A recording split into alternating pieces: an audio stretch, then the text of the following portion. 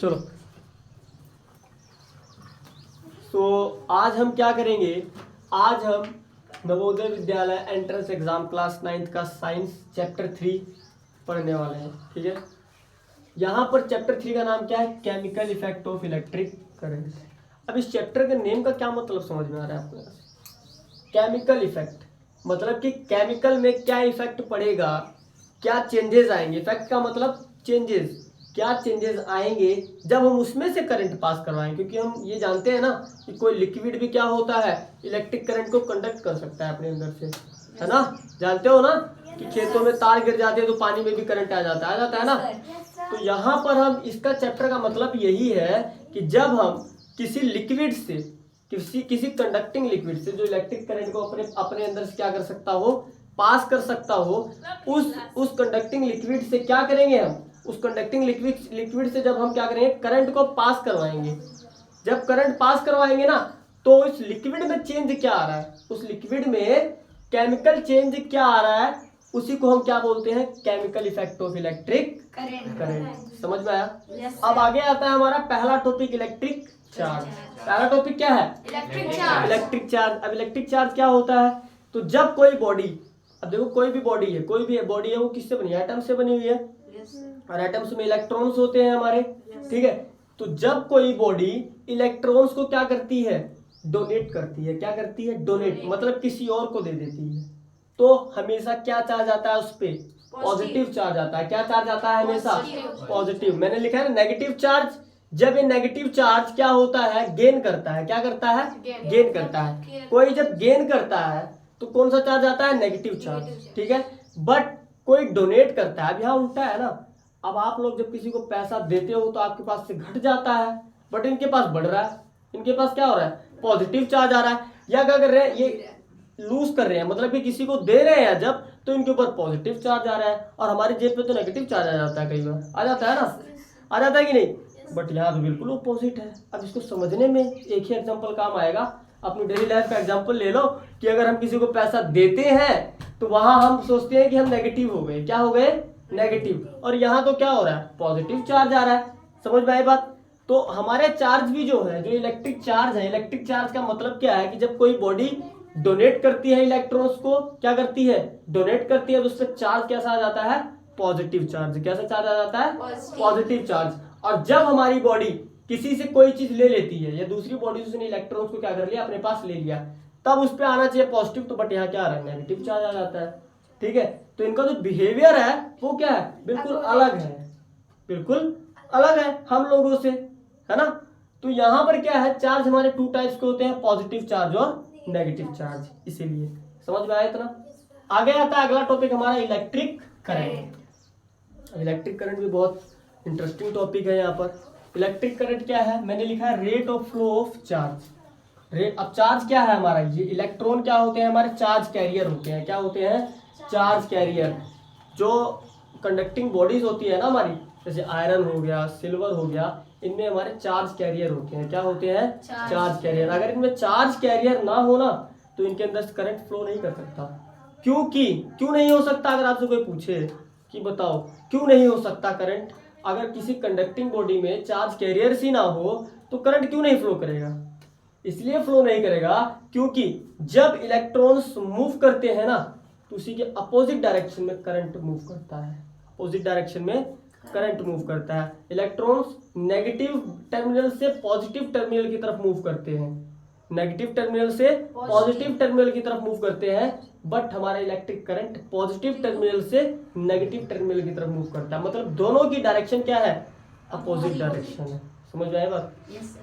अब हमने इसमें क्या लिखा है, यूनिट क्या होता है करंट का, यूनिट एम्पियर होता है। क्या होता है, एम्पियर होता है। तो हमेशा करंट को, जैसे मैंने आपको बोला कि हमारे घर में 20, या फिर हमने बोला कि चार्जर कितने एम्पियर का है, तो आप बोलते हो 20 एम्पियर। मतलब 20 एम्पियर का मतलब होता है कि करंट कितना उसमें आ रहा है, 20 एम्पियर का। कितना आ रहा है, 20 एम्पियर। ठीक है, तो हमेशा करंट की यूनिट, जैसे कि वेट की यूनिट क्या होती है, किलोग्राम होता है ना। 20 किलो चीनी, 20 किलो टमाटर, ऐसे बोलते हैं।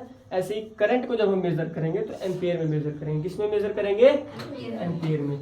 तो इसमें इलेक्ट्रिक करंट में कोई डाउट नहीं होना चाहिए कि जब रेट ऑफ फ्लो का मतलब क्या होता है कि जो फ्लो ऑफ चार्ज है, इलेक्ट्रॉन्स जो फ्लो कर रहे हैं पर यूनिट टाइम, मतलब एक सेकंड में कितने इलेक्ट्रॉन्स फ्लो कर रहे हैं, उसको हम बोल देते हैं इलेक्ट्रिक करंट। रेट का मतलब क्या होता है? Time, per unit time. Rate कहीं भी दिखे आप क्या समझोगे इसका मतलब कि पर यूनिट टाइम में इलेक्ट्रिक चार्ज का फ्लो कितना है, एक सेकंड में कितने इलेक्ट्रॉन्स फ्लो कर रहे हैं, वो क्या होगा हमारा इलेक्ट्रिक करंट। और इलेक्ट्रिक करंट क्यों फ्लो करता है? ड्यू टू फ्लो ऑफ या due to movement of electrons. अगर इलेक्ट्रॉन्स मूवमेंट नहीं करेंगे तो इलेक्ट्रिक करंट प्रोड्यूस नहीं होगा। समझ में आई बात? आगे आता है हमारा कंडक्टर। अब कंडक्टर एक बॉडी है, कंडक्टर आपको क्या बताया, एक बॉडी है जो इलेक्ट्रिक करंट को अपने अंदर से पास करवाती है। तो मैंने क्या लिखा है यहाँ पर, कंडक्टर क्या है, it is allow passing of charge carrier from it. अभी चार्ज कैरियर क्या होते हैं, तो माइंड में आएगा चार्ज कैरियर होते क्या है, तो इलेक्ट्रॉन्स हो गए।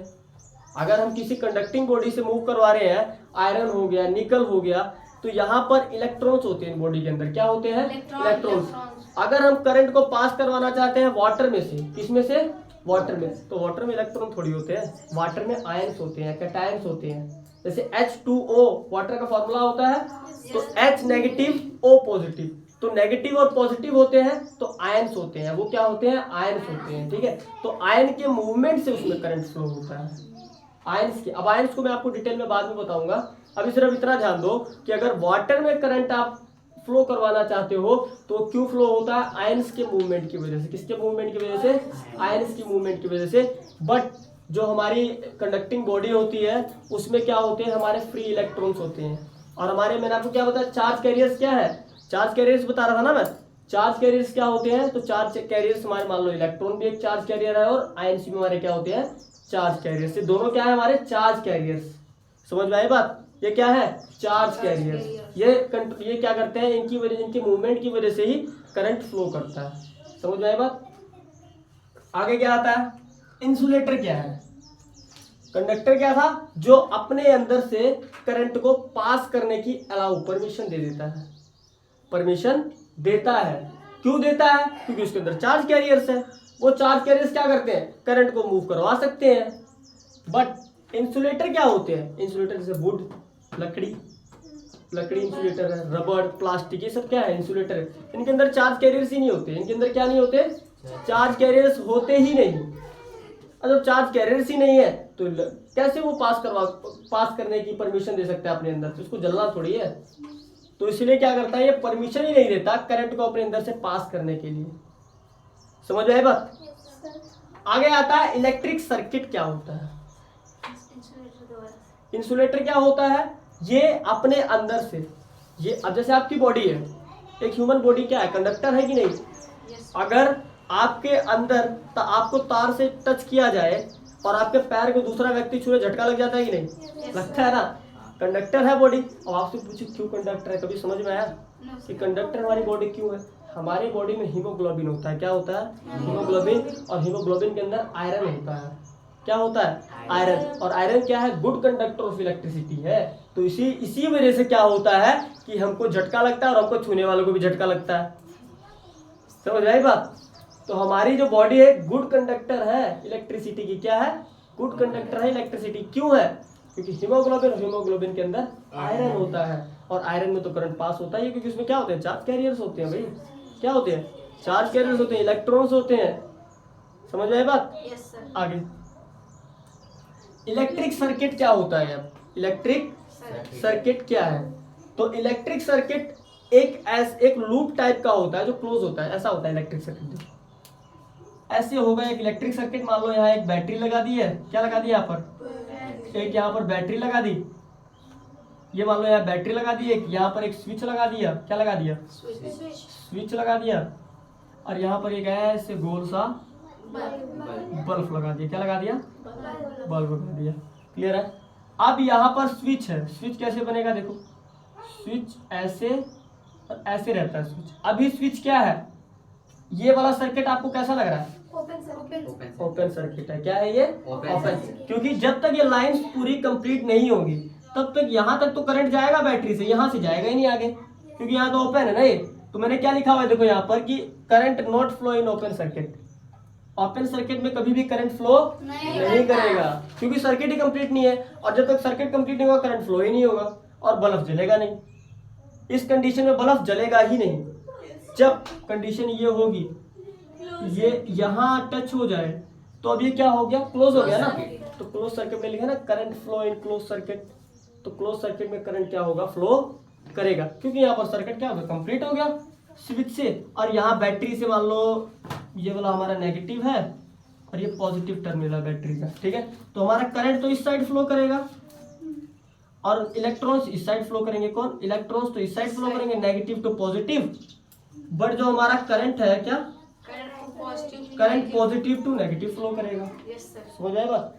तो जब तक ये सर्किट कंप्लीट नहीं होगा तब तक करंट फ्लो नहीं करेगा। मतलब कि अगर सर्किट कंप्लीट नहीं है तो वो क्या है, ओपन सर्किट है, और सर्किट कंप्लीट है तो वो क्या है, क्लोज सर्किट है। और सर्किट होता क्या है, इलेक्ट्रिक सर्किट। इलेक्ट्रिक सर्किट जिस सर्किट में एक बल्ब हो, एक बैटरी हो और एक स्विच हो, एक बल्ब हो, एक बैटरी हो, एक स्विच हो, उसको हम क्या बोल देते हैं, इलेक्ट्रिक सर्किट। और circuit in which have one battery, one bulb and one switch is called electric circuit. Clear है। सो यहाँ से हमारा आज के कंसेप्ट खत्म होते हैं और आगे हम पढ़ेंगे बहुत सारी चीज़ें अभी पढ़ने के लिए हमारे पास। इलेक्ट्रिक पावर पढ़ेंगे, कॉमर्शियल यूनिट पढ़ेंगे, उसकी एलईडी के बारे में पढ़ेंगे अभी हम डीपली। फिर chemical effect of electric current जो चैप्टर का है उसको भी हम अच्छे से पढ़ेंगे, ठीक है। सो आप इस चीज़ को नोट कर लो और देन उसके बाद हम लोग आगे करते हैं, ठीक है।